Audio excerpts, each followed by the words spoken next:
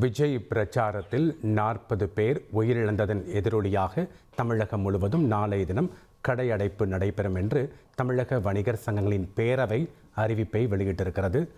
கரூரில் விஜய் பிரச்சாரத்தில் 40 பேர் உயிரிழந்த சம்பவம் தமிழகம் மட்டுமல்லாமல் ஒட்டுமொத்த தமிழர்கள் மத்தியில் மிகுந்த அதிர்ச்சியையும் அச்சத்தையும் ஏற்படுத்தியிருக்கிறது. நிலையில் கரூர் சம்பவத்தில் உயிரிழந்தவர்களுக்கு அஞ்சலி செலுத்தும் விதமாக கடையடைப்பு நடைபெறுவதாக தமிழக வணிகர் சங்கங்களின் பேரவையானது அறிவித்திருக்கிறது.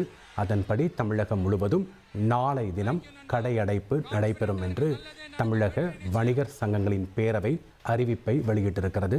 அதனை நாம் முக்கிய செய்தியாக பார்த்து வருகிறோம்.